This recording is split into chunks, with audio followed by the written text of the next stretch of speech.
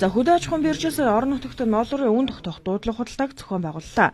Дуудлага худалдааг Сүхбаатар аймаг болон Хинтээ аймгийн өмнө л гэрсэн зохион байгуулсан юм. За дуудлага худалдааны гол зорилго нь малчдын худалдаж буй ноолуурыг чэнжүүд өөрсдийн үнийг хэлж авдаг байдлыг арилгаж, за биржийн үнэ тогтоосноор чэнжүүд тус тогтоосон үнээр авдаг болгох юм а.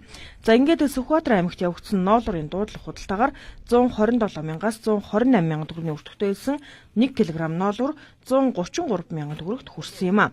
За харин Хинтээ аймгийн өмнө л гэрсэн зохиогдсон дуудлага худалдаагаар ноолуураар 138,400 төгрөгт хүрч бэндэр сумаас оролцсон малчин хувьтай өөрийн 60 гаруй кг ноолуурыг биржийн тогтоосон үнээр борлуулж чадсан юм а.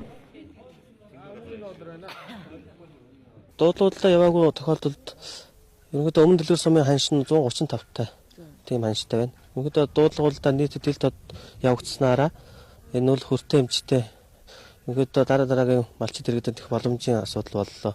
Тэгээд би 62 хил ноолуур тушаалаа гэж үзэхээр ерөнхийдөө 138,400-аар ингээд дуудлагууданд орж өгсөн байгаа.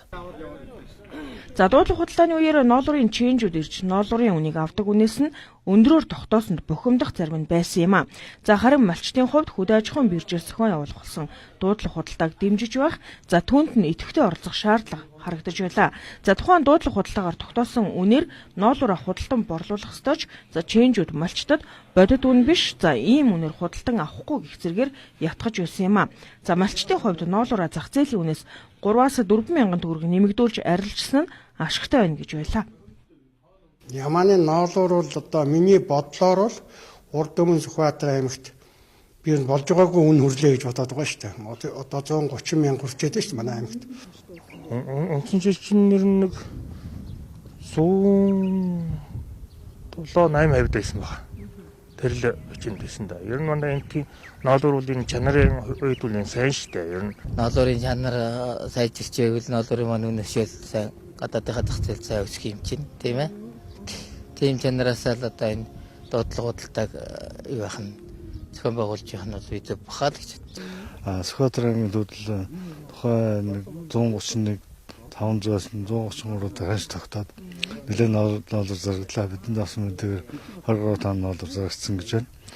Сая энэ Хинтээ аймгийн өмнө дэлгэр сумд бас худалдаа хийлээ. За энд бол 138,400-аар зарагдж байна. Ноолуурын Хинтээ өмнө дэлгэр ноолур чанаараас дээгүүр ордог.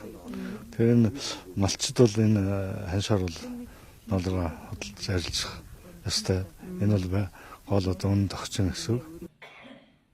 За Монгол улсад дэлхийн зах зээл дэх ноолуурын 45%-ийг нийлүүлж 26 сая толгой ямаанаас нийтдээ 9,6 мянган тонн ноолуур самнаж боловсруулан 1 их 80 төгрөгийн бүтээгдэхүүн үйлдвэрлэж, за дотоодод болон гадаадын зах зээлд нийлүүлж байгаа юм а.